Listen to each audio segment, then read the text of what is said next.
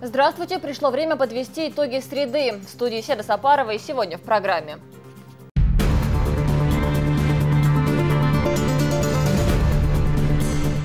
В республике обсудят подготовку к единому дню голосования.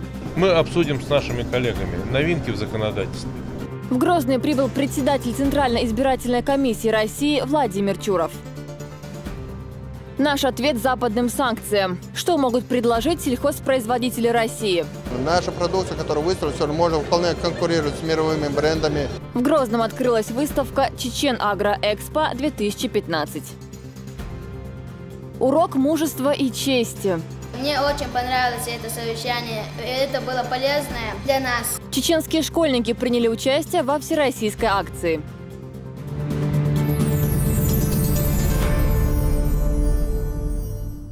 В республику сегодня прибыла делегация во главе с председателем избиркома России Владимиром Чуровым. Столичные гости намерены принять участие в семинаре-конференции, посвященной подготовке к предстоящим 13 сентября выборам в органы госвласти и местного самоуправления.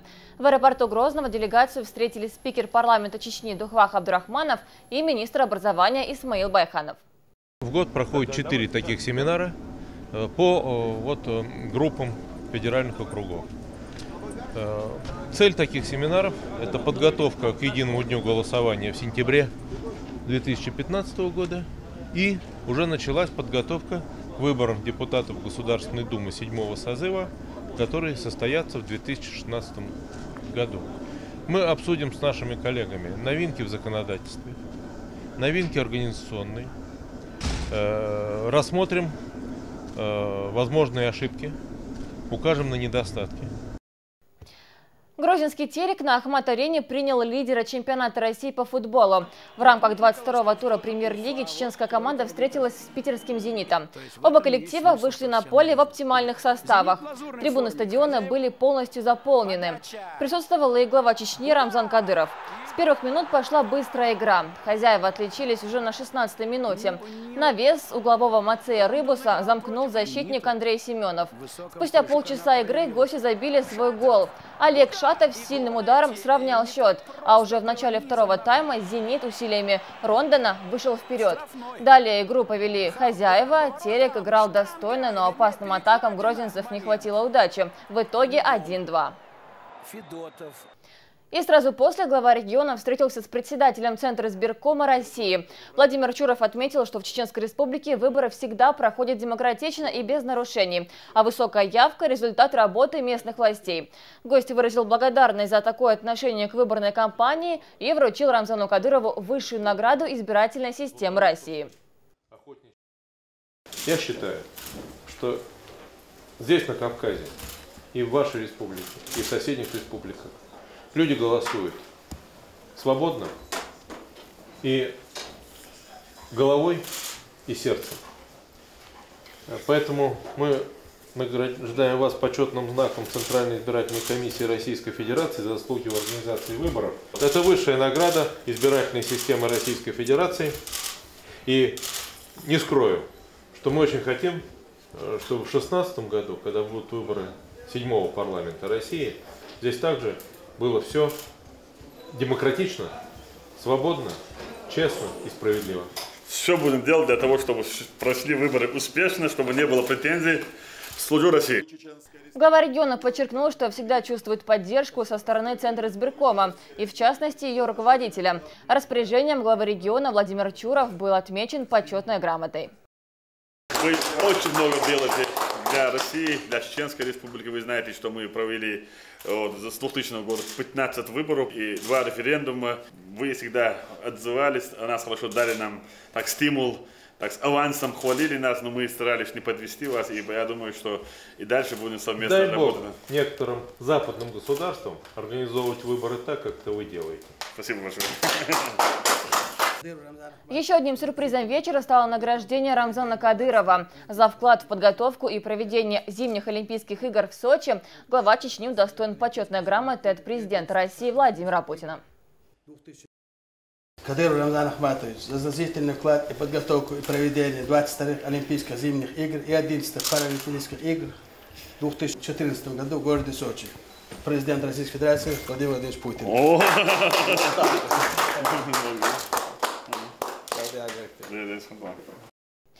У российского президента есть все шансы стать человеком года 2015. Пока Владимир Путин занимает второе место в интернет-конкурсе американского журнала Time. С небольшим отрывом его опережает южнокорейская певица Ли Чжи-рин. Как отмечает Time, Путин серьезно обошел других мировых лидеров, в том числе президента США Барака Обаму, канцлера Германии Ангелу Меркель и Папу Римского. С призывом поддержать Владимира Путина к своим подписчикам в Инстаграм обратился Рамзан Кадыров. Цитата. Дорогие друзья, мы являемся гражданами великой страны России. Нас около 150 миллионов человек. Миллионы наших соотечественников проживают и за рубежом. Наш национальный лидер Владимир Путин. Мы с вами любим и уважаем своего президента. Об этом наглядно говорят итоги систематически проводимых опросов. Никто и не имел столь высокого рейтинга популярности. В настоящее время издание Time проводит голосование, призванное определить 100 самых известных людей планеты. Оно продлится до 10 апреля. На данный момент Владимир Путин достиг второго места, опередив всех президентов и других политиков. От первого места его отделяют только 0,1%. Я обращаюсь ко всем россиянам с просьбой принять участие в голосовании и отдать свой голос за самого достойного человека Владимира Путина. Напомню, ежегодно Time выбирает 100 самых влиятельных людей планеты, которые изменили мир. Проголосовать за Владимира Путина можно, перейдя по ссылке, которую вы сейчас видите на своих экранах. Голосование заканчивается в полночь 10 апреля, а уже 16 апреля организаторы объявят итоги конкурса. Сегодня глава региона встретился с молодыми спортсменами, братьями Хасаном и Хусейном Асхабовыми. В непринужденной обстановке за чашкой чая Рамзан Кадыров обсудил с ними последние победы и планы на будущее. Глава региона при этом отметил, что, несмотря на свою молодость, братья Асхабовы имеют хороший список побед. Напомню, 4 апреля на международном турнире по ММА в Киеве воспитанники республиканского спортивного клуба «Ахмат» одержали яркие победы. Оба бойца применили болевые приемы и выиграли еще в начале поединков. Досрочная победа в главном бою вечера принесла Хасану Асхабову пояс чемпиона по версии WWFC весовой категории до 70 килограммов.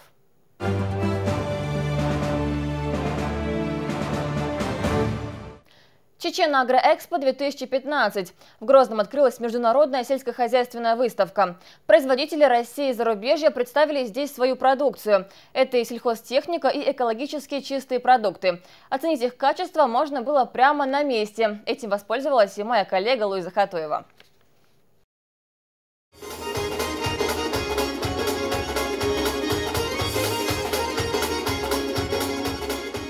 Под аккомпанемент народных инструментов и национальных танцев в республике проходит церемония открытия международной выставки сельскохозяйственного оборудования Чечен-Агроэкспо-2015.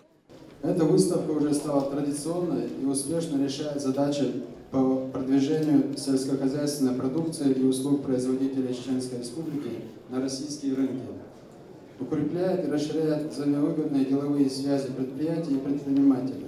С самого утра проходит регистрация участников. Со своей продукцией знакомят представители 54 компаний отечественного агропрома. 22 предприятия представляют Чеченскую Республику. Немало здесь и иностранных производителей. Сельхознаправление приобрело особенное значение в условиях экономического кризиса. Отсюда и повышенное внимание к этому событию. Выставку посетили представители парламента и правительства Чечни, руководители торгово-промышленных палат СКФО. Наша продукция, которую выставили, может вполне конкурировать с мировыми брендами на экологически чистой продукции.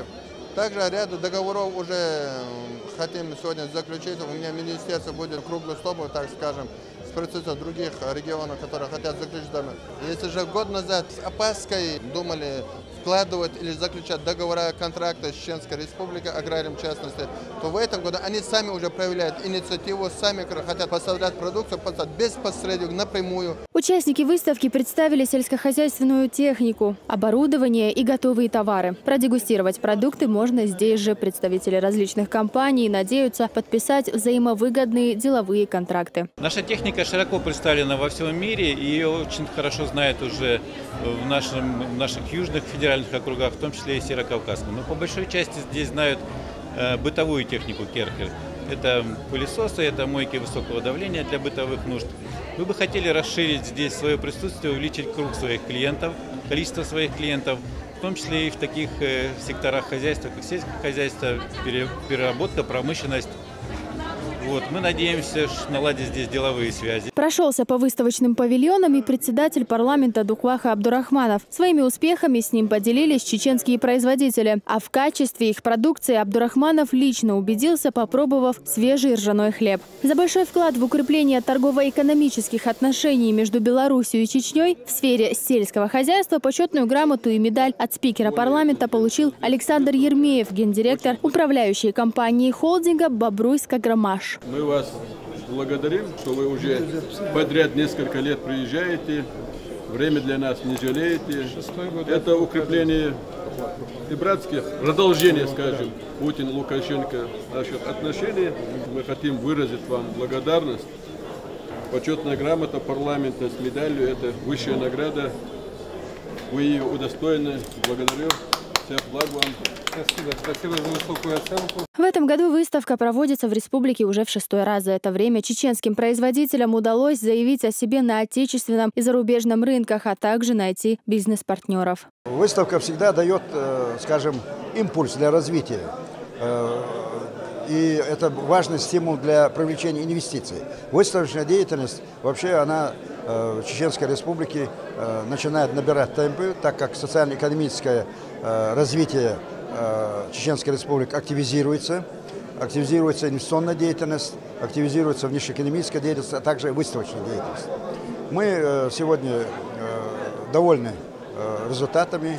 В рамках выставки запланированы презентации спонсоров и предприятий-участников, а также их торжественное награждение. Завершится экспозиция большой экскурсией по чеченской столице. Луиза Хатуева, Халид Маусаев, Луиза Юнусова. Новости. В Грозном продолжается масштабная акция по озеленению города. Уже посажено более 5000 деревьев. Высадкой саженцев заняты не только работники соответствующих служб, но и простые горожане. Подробности у нашего корреспондента. Сегодня лесовосстановителям на подмогу пришла долгожданная солнечная погода. Благодаря ей работа спорилась быстро и весело. Госслужащие и сотрудники частных компаний в самых разных частях Грозного добровольно высадили 100 деревьев. Вместе с префектурой Ленинского района делаем посадку деревьев в сторону аэропорта. Около 50-100 деревьев мы планируем. Настоящий мужчина в жизни обязан сделать 3 вещи: посадить дерево, построить дом и воспитать сына, гласит народная мудрость. Билалу 11 лет, он инвалид 1-й группы. Мальчик совсем не видит, но желание приобщиться к общему делу помогло ему справиться с сегодняшней миссией.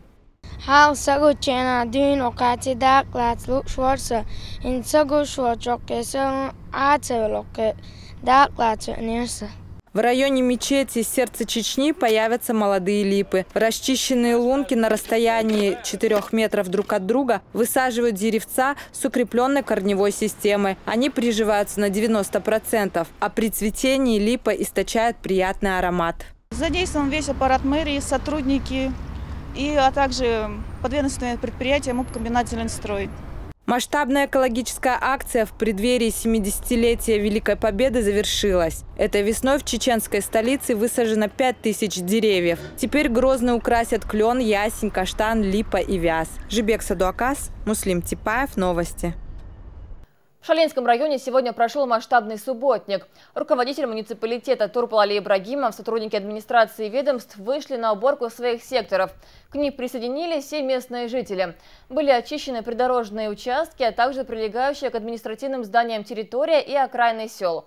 Вдоль дорог и участках в селах района возведено около 25 километров ограды. В работе было задействовано несколько десятков единиц спецтехники.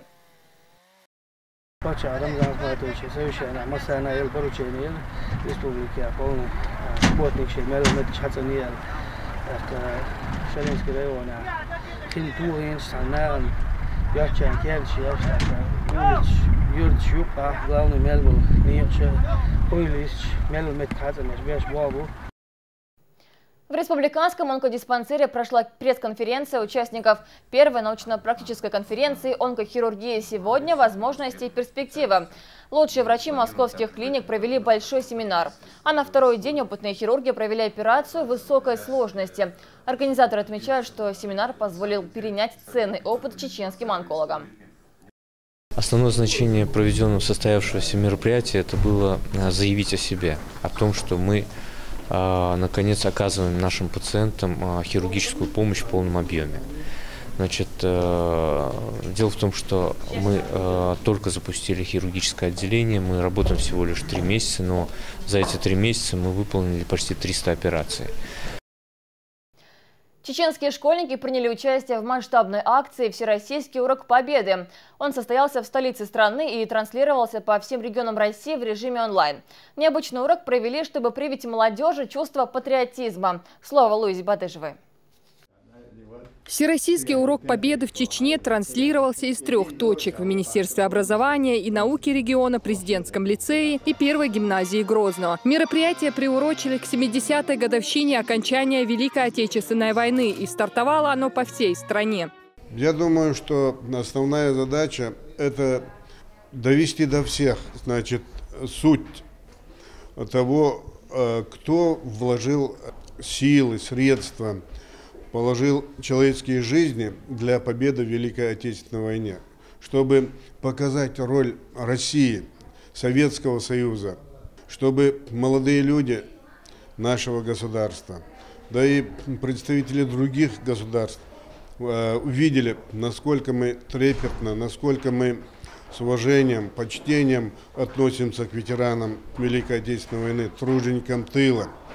Центром проведения всероссийской акции стала Москва, где собрались представители Министерств образования, культуры и обороны России. Также ветераны и участники Великой Отечественной войны. Особенностью всероссийского урока был образовательный маршрут «Лента истории» по городам-героям в режиме онлайн. Во многих городах страны, в том числе и в Грозном, из-за перегруженности канала связи прямое включение сорвалось. Но тем не менее ветераны, пришедшие на урок Победы, скрасили его своими фронтовыми историями.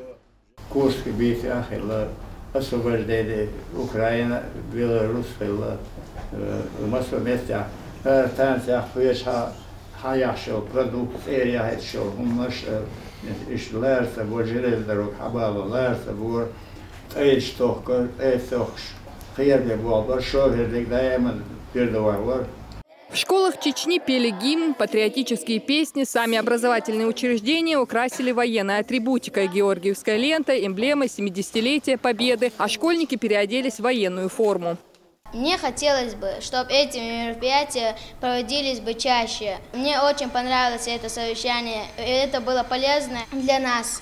Говорили ветераны не только о Великой Отечественной войне, но и о сегодняшних новостях. Самое обсуждаемое из них – присвоение Грозному статуса города воинской славы. Это самое радостное и долгожданное событие для всех жителей республики.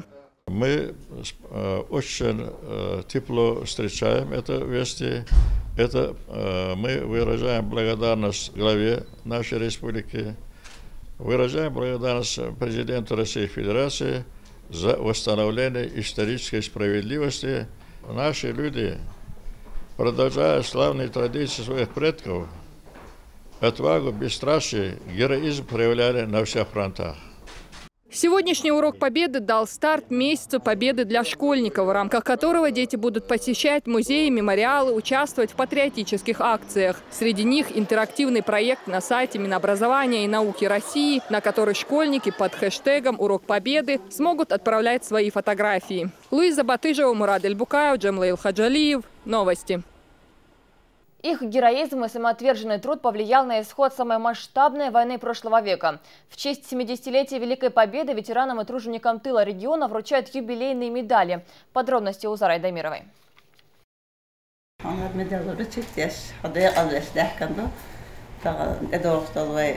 Праздник День Победы Великой Отечественной войны.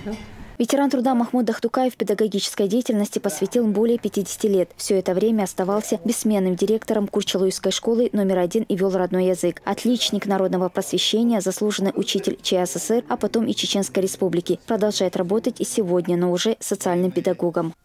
Приходилось работать, трудиться.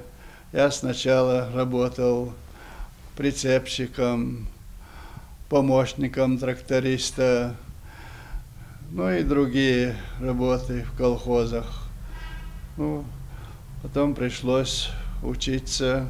И в 1962 году назначен директором Курчалуйской 11-летней школы. С тех пор до 2009 года, до 15 сентября работал директором школы.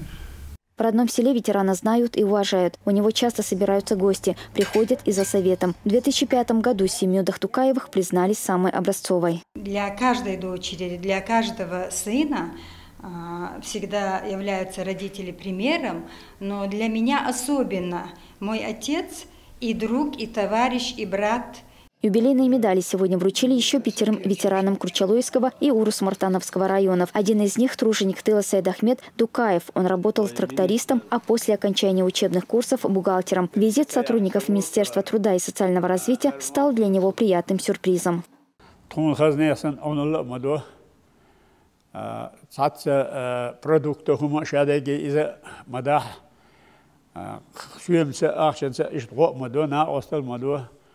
وادغنشا دقيقا داديغنشا خزنيا سنسيديش اشتون اونولش مدو سونا رمزانيرا فازدرات ويش اشتكيختش يغن بوتينيرا داج ميدفيديوغرا اشت خزنيا سن تونت اونول ديش تونت اشت دول ديش ديك ليل دكتور. В канун празднования Дня Победы социальные работники навестят всех ветеранов войны и тружеников тыла республики. Всего их 869. Юбилейные медали уже получили около 700 человек. Зара Айдамирова, Муса Астемиров. Новости. Их юность прошла не за теплым семейным очагом, а на линии фронта, где в рядах Красной Армии они защищали Родину. В преддверии праздника Великой Победы мы рассказываем о ветеранах, поступки которых навсегда останутся в истории страны. Сегодня герой нашего сюжета Агият Нагуманов.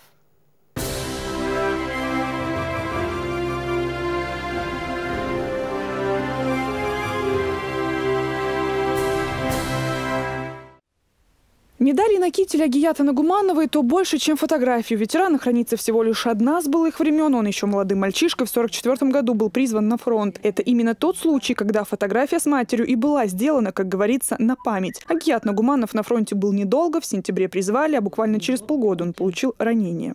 Едем, смотрим, 2 самолета летит один за одним, и вот так.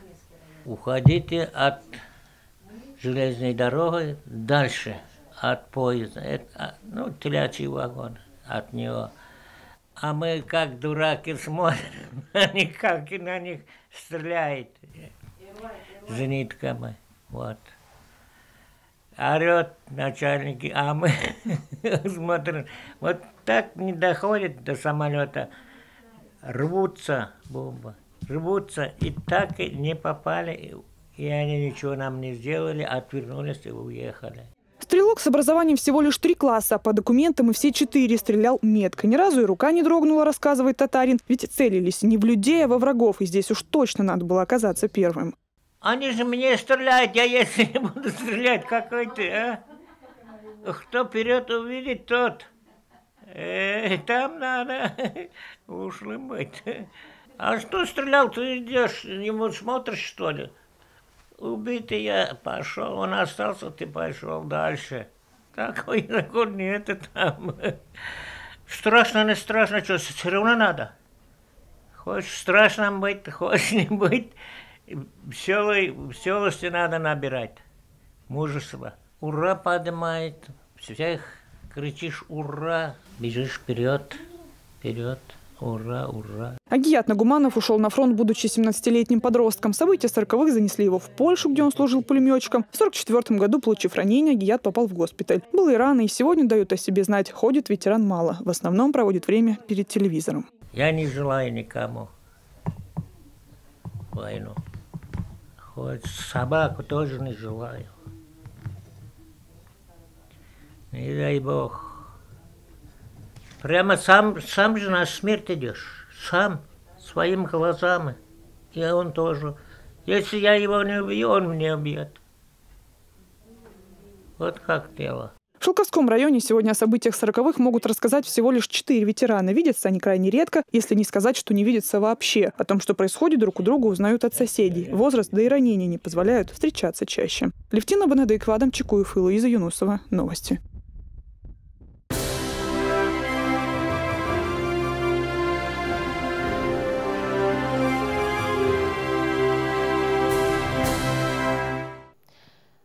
Грозном состоялся показ фильма «Битва за Севастополь». Премьеру приурочили к 70-летию по-настоящему Великой Победы. Современная картина об историческом сражении произвела на зрителей сильное впечатление. Бесплатный киносеанс для учащейся молодежи прошел в рамках всероссийской акции волонтеров к годовщине Великой Победы. В числе первых зрителей был и министр по делам молодежи. Большая часть ее жизни прошла под аккомпанемент музыкальных инструментов и бурных оваций зрителей. Солистки государственного ансамбля «Танцы в войнах» Пада Магомадовой в этом году исполняется 76 лет. Покинув сцену много лет назад, она все так же посвящает себя любимому делу, которому теперь обучает своих внучек. Динара Мурадова с подробностями. Танец от души и от сердца, а главное под собственным авторством. Именно он в 60-е годы стал началом ее побед на танцевальном Олимпе. Пада Магомадова, будучи студенткой, заняла первое место на городском конкурсе и, как говорится, завертелась. Это спустя годы заслуженная солистка ансамбля «В войнах» с улыбкой вспоминает свои творческие эксперименты. Первое место занял мой танец всего города Грозного. И сразу ко мне из-за кулисы подошел Шита, Зулай, Гелани Юсупов, директор, и подошли, говорят: ой, говорит, Падам, ты должна перейти к нам в ансамбль «В войнах». Я говорю, я же учусь. Ничего, говорит. А я получала стипендию 14 рублей, 16, 18. Говорит, перейдешь к нам, 80 рублей будешь оклад получать. А я как раз нуждались, и мы трое учились в педучилище. Я говорю, хорошо. В 1962 году мы поехали в гастроли на 3 месяца. В общем, мы ездили по всему миру. Ее учителями были без преувеличения великими мастерами. Например, чародей танца Махмуд Эсамбаев. С ним она провела счастливые часы на сцене, объездила весь Советский Союз и многому научилась. В первую очередь преодолевать себя во имя искусства. Это фото снято «Я буду танцевать» с Махмудом Эсамбаевым. Нас 12 девочек, 6 девочек было и 6 мальчиков. Зулай Сардалова у нас в центре танцевала, а мы... 6 девочек с левой стороны, 6 мальчиков с правой стороны сходили, ну и танцевали мы там. Махмуд Эсамбаев, сольный танец у него там был. Первое я иду с правой стороны, с левой стороны маржанка идет. Вот как идете, вот так, когда его показывают, вот так танец. С этой стороны я, с этой стороны маржанка. Ансамблю «В войнах», как благодарному зрителю и сцене, Пада Магомадова посвятила всю свою жизнь. В 1958 году стала его солисткой, ну а после выступала вместе с Марьям Айдамировой. О выборе профессии Пада ни разу не пожалела.